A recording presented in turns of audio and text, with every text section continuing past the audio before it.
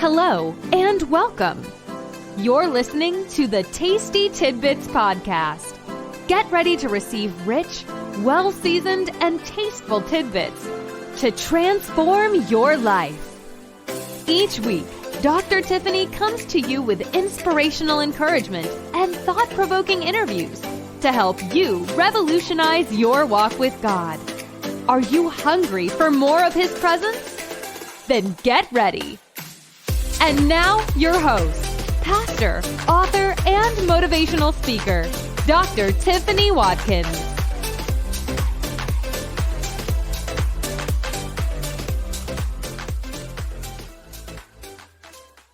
Hello, everyone, and welcome again to Tasty Tidbits. I am your host, Dr. Tiffany Watkins, and I'm so excited to have you here on another episode. And I'm also excited to have my special guest, Dr. Christine Thorpe, who is going to be with us today to talk with us about the importance of wellness. And so we know that the time that we are living in, we see more people, and I'm so glad that we are considering our health and taking care of who we are and just in wellness in general, because it encompasses more than just exercise. And we're going to talk about that today. But before we get started, I want to let you know a little bit about Dr. Thorpe. Dr. Thorpe is the CEO of Stronger Tomorrow, LLC, a workplace wellness company that serves to influence and reshape wellness organizations through the lens of diversity, equity, and inclusion. Dr. Thorpe is a certified wellness coach, certified health education specialist, and certified marriage facilitator with over 22 years of experience in healthcare and management consulting, higher education administration, human services programs development, and addressing health disparities. She helps her clients to develop Wellness Plus DEI strategic plans for their workplaces and for their family enterprises. And so thank you so much for being a part of the podcast today. Dr. Thorpe, how are you? I am well, Dr. Watkins. I truly appreciate being here. Thank you so much for having me on. Thank you so much. And just tell the listeners a little bit more about yourself before we get started that I didn't mention. Well, you mentioned just about everything. I don't want to keep going on and on, but I will say that I do the work that I do from a place of compassion, care, and true connectedness, very intentional about the spaces I move in, the lives that I interact with, because I believe our lived journeys are meant to be very purposeful. And I encourage all of us to be conscious and engaged with our lives and what we're called to do, because we only have this one journey. Yes. And we need to maximize it as we've been blessed to have it. That's so true. So, today we're talking about the importance of wellness. So just give the listeners a definition of what wellness is and its importance. Well, for me, wellness encompasses much more than when people think I'm physically well. Wellness goes across the span for the work I do across 8 dimensions of living optimally, not just being without illness. And in the work that I do as a health educator and wellness coach, wellness encompasses 8 dimensions. There's, of course, physical wellness, there's emotional wellness, financial, social, spiritual, occupational, intellectual, and environmental. On any given day, every day, we ebb and flow with these 8 dimensions in how we move through spaces, how we live our lives, and how we interact with each other. So my perspective with the dimensions of wellness goes beyond what it originally was posed as individual, but it's also collective. It's very important for us to understand that our wellness goes beyond just what we're feeling, but how we impact others and how others impact us. We are communal people in terms of how we work each day, the homes that we live in, our social environments. And as such, wellness is something that we each impact on each other. And it's also something that we need to be mindful for ourselves. And it's something that we must care for on a daily basis, because each day is a renewal to do our best and to live our best. Yes, yes. And that's so important because we're not one-sided individuals. We're the whole person. And so wellness encompasses that. And so our listeners, even as she was sharing with that, I just continued to think about that it's not just one-sided. Every part of your being has to be addressed so that you can maximize your life potential here on earth for whatever it is that you desire to do. And so, with that being said, and we talked about it, wellness being very important. Regarding wellness, I also heard you mention before that your main focus has to make sure that we are centered mentally and physically. Can you describe what it looks like to be mentally and physically centered? To be mentally and physically centered is to be conscious in your life and recognize those aspects within your life and around your life that sway you away from that moment of consciousness, that centeredness, that focus. Oftentimes we live life on autopilot. We get up, we do our routine, and we go. You may not even remember what you had for breakfast by 12 o'clock. Somehow you're hungry for lunch and you're not exactly sure what to have for lunch. And that time passes you by, you grab something, and then it's time to come home and you're trying to reflect on your day and you're like, oh my gosh, I'm exhausted. You barely get through your evening, but guess what? You go to bed and you start that cycle all over again. And when you are not present in your life passes you by. And when I work with clients, we work on that intentionality. What are your goals? What do you want to focus on? And we take time to look through those goals on a weekly basis, on a monthly basis, and being able to measure that so that you are actually achieving what you put forth on a daily basis, on a weekly basis, on a monthly basis. And you can see that growth and feel that growth and say, hey, this is what happens when I show up in my life. This is what happens when I show up for others and when others show up for me.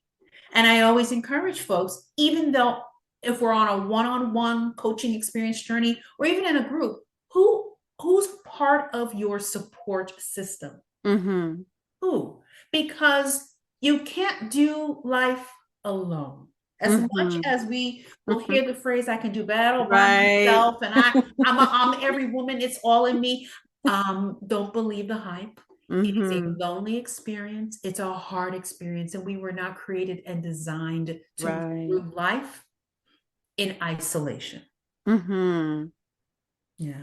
That's so key. I was just sharing with some individuals not too long ago. I said, we say that we can do it by ourselves, but we were put here with people to be able to connect with people, to be able to connect with those that have a part of our purpose, and we may have a part of their purpose. And so if we don't connect and collaborate and talk and make relationships, then we're not being the best that we could be. Isolation is not, it's just not the way to be. It isn't. And you're not sharing the gifts that are within you. I think that we forget that we actually have gifts. Our gifts are manifested in so many different ways.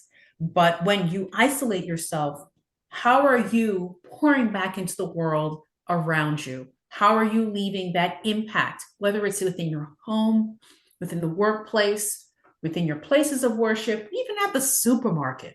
You'd be surprised when we just go about our day, grabbing our groceries and going. You can look up and smile at the person who might be ringing you out up your groceries. You will make their day. How are you? Good morning. You might be the first person to acknowledge the humanity in them. Imagine that. But our existence is often muddled in our head, thinking about the next thing we have to do. Being present is the beginning of living a full life.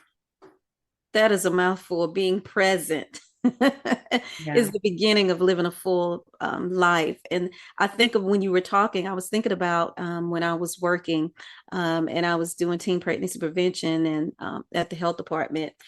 And I would go to work today. I was just so focused. I was focused on ministry. I was focused on what I got to do when I leave work. I was focused on my next class. I was focused on maybe a training that was coming up. And so when I would go into the office, I'm just focused, focused, focused. I'm not aware of anyone around me. And day to day, I was doing that, going and doing work, making an impact on a lot of people and, a lot of young people. But just where I was just focused on just busyness and being concerned with what I've had to do. And I say that for a reason because one day I actually got to talk to another worker there that didn't work in the same department that I did. And we began to talk and just I began to laugh about something. I couldn't even remember what it was. And the thing that she told me, she was like, "Man, you were really cool," she said, "but when you first came in, I thought you was mean because you was focused. You didn't say anything.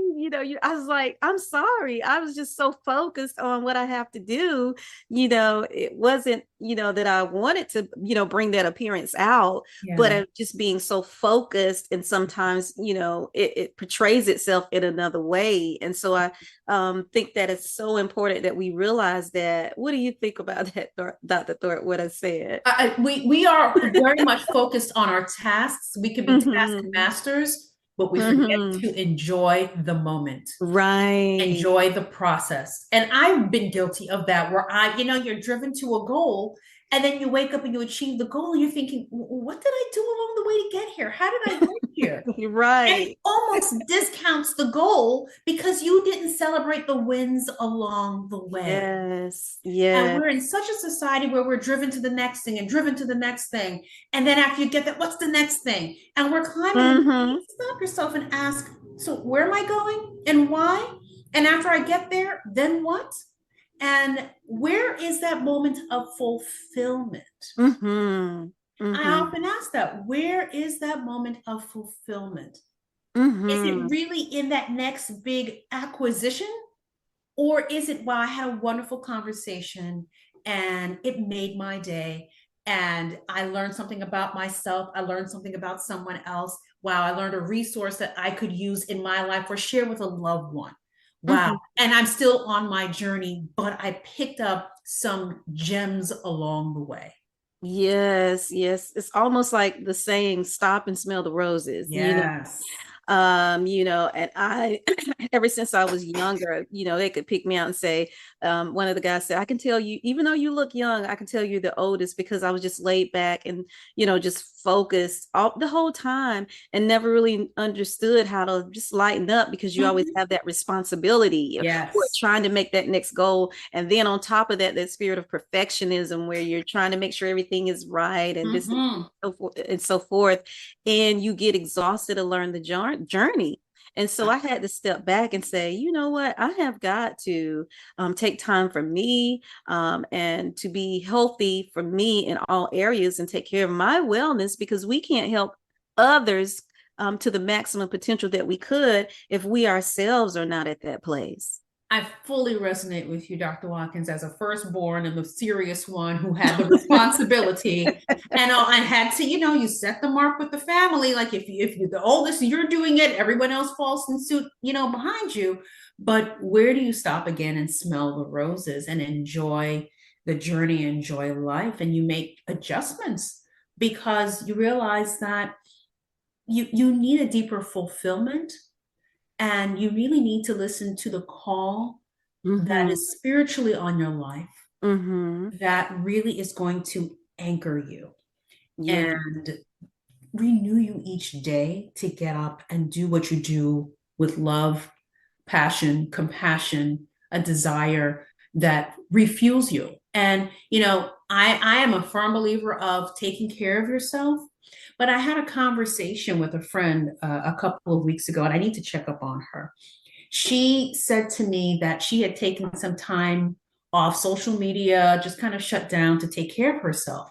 And she puts an interesting away message on her text. I'm taking some time away to just take care of myself. My husband has confiscated my phone. I will catch up with you another time. I thought that was too cute and I respected and loved that. Mm-hmm. But she said her sibling saw it, but of course felt that she could circumvent that same sibling who said she needed to take care of herself.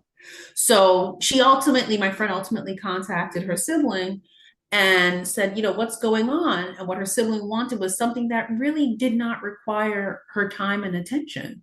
She just wanted to take away from the moment and feel needed and heard. And my friend said she had to put a barrier up and say, I'm taking Mm-hmm. this time because I Mm-hmm. really need to take care of me. You're always telling me to take care of myself. And when I do it, you're not honoring Mm-hmm. that boundary. So as we say, take care of yourselves because you can't do anything for anybody else unless you do. I ask those who say that to people to honor what they say and respect Yeah. the boundaries of others because they're needing it if they're shutting down and pulling away. Don't take it personal. And if it's an emergency, it might be a 911 call that maybe you need to go to the hospital. But honestly, unless it's truly an emergency, respect people when they say they need that time for self-care. Draw That that line. that is so true. Oh my goodness, Dr. Thorpe, this is so good. That is so true. And not get offended and take it Yeah, personal because we all need that space and time to recuperate. we do.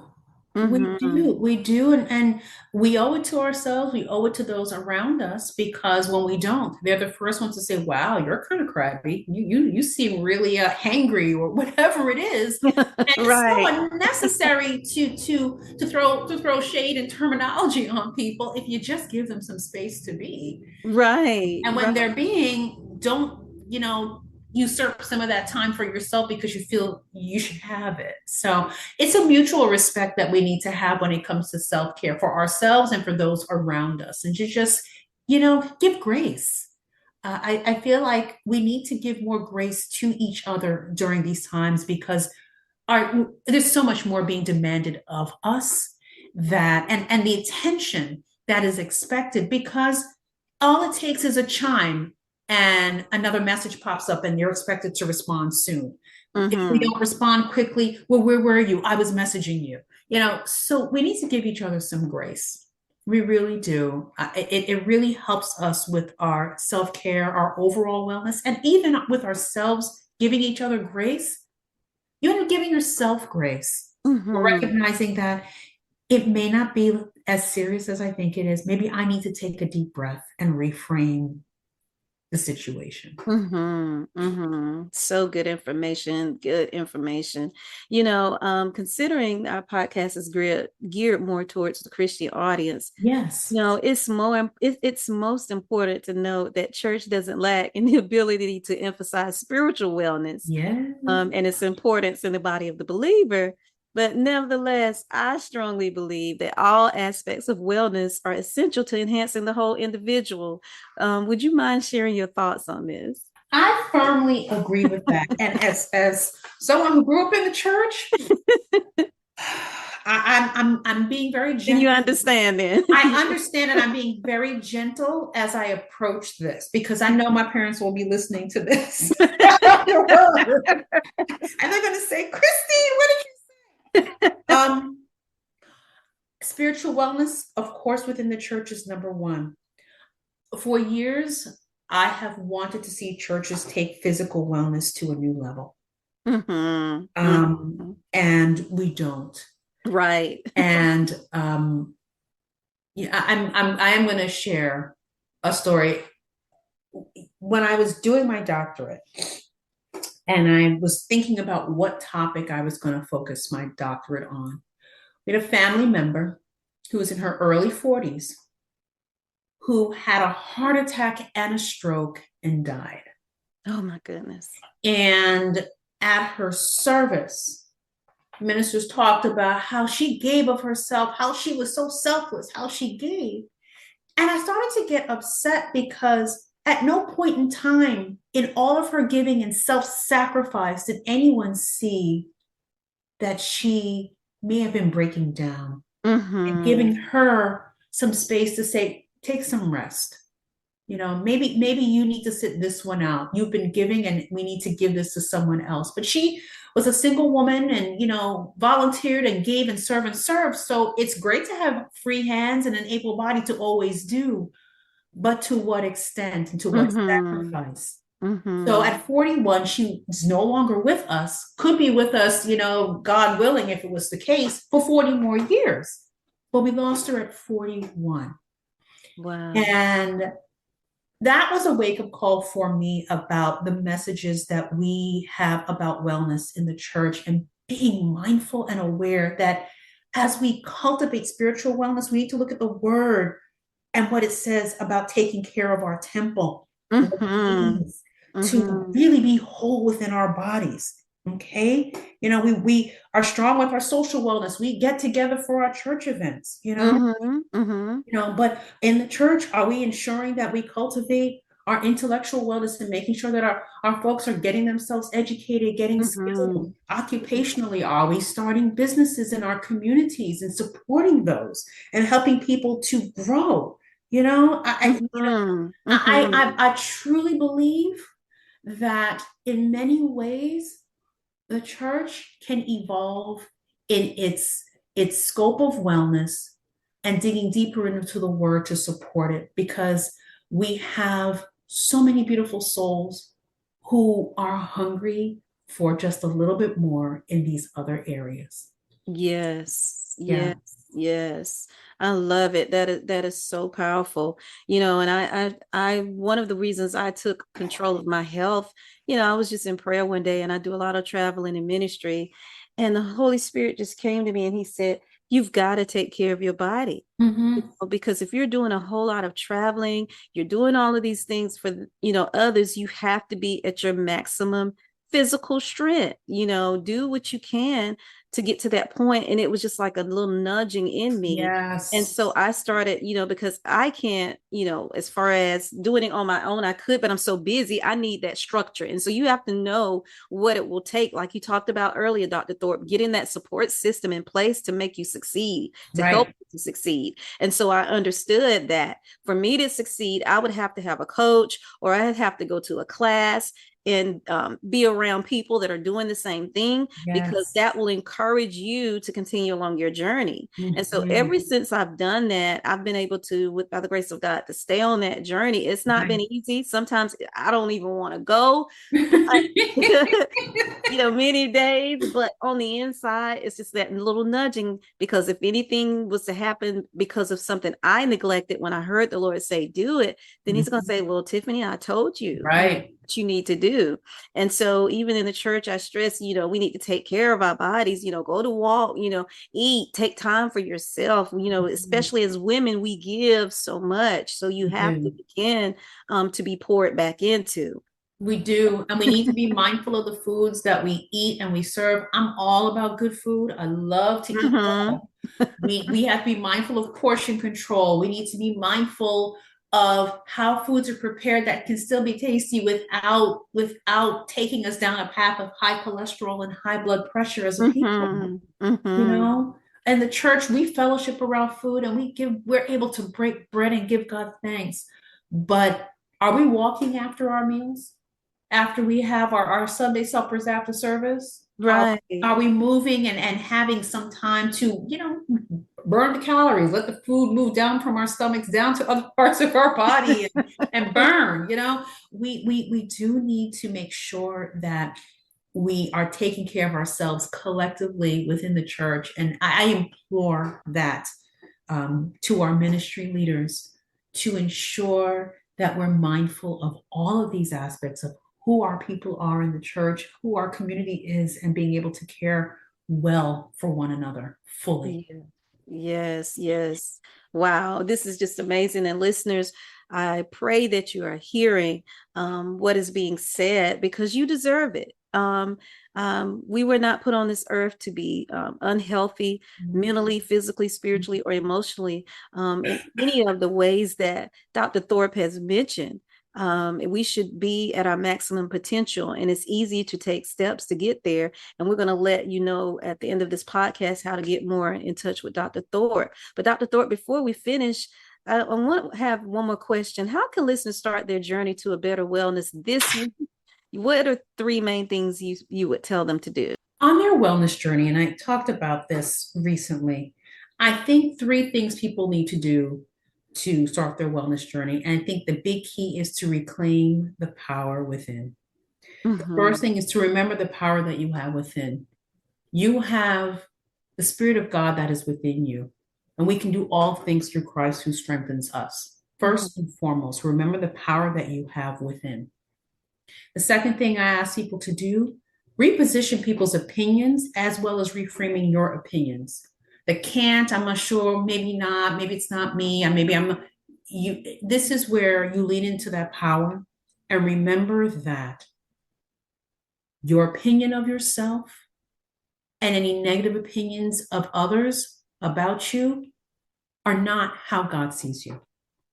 And when we begin to reframe that we are fearfully and wonderfully made, the third thing I recommend for folks to do is to recognize and rest in the beauty of that self-love, which is on the journey to self-care. Mm-hmm. When you recognize that you are fearfully and wonderfully made by the Spirit of God that is within you, you recognize that it's God's love. It's God's love that is guiding you each and every day.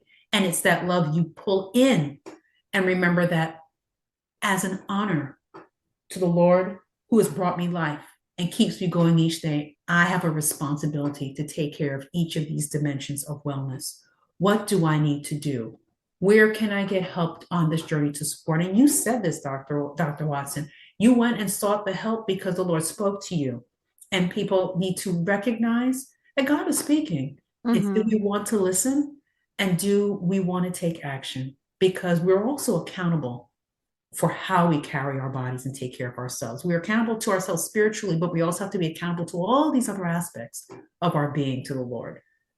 Are we ready to take those steps and work with others in support of moving forward for positive change for a full, robust life?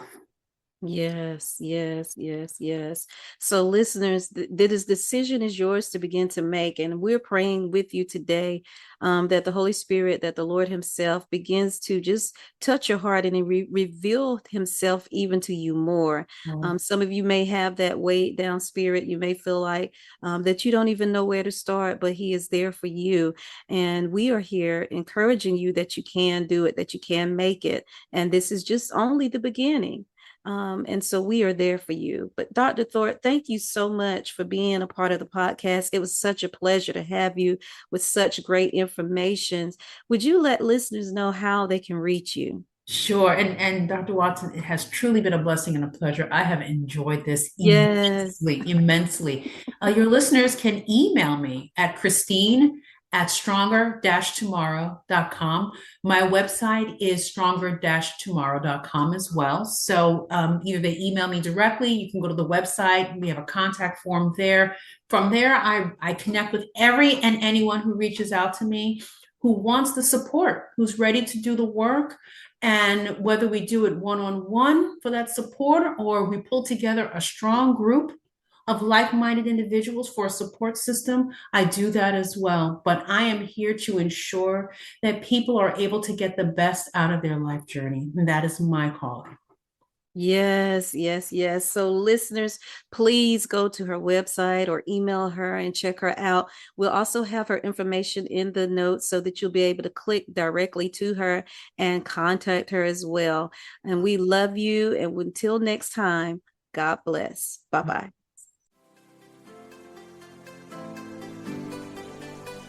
Thank you for listening to Tasty Tidbits with Dr. Tiffany Watkins. If you're enjoying the show, feel free to subscribe, rate, and share with your friends. To learn more about Dr. Tiffany, check out her blog on goodreads.com or visit her website at www.renewedfaithministriesinc.com. Until next time, stay blessed.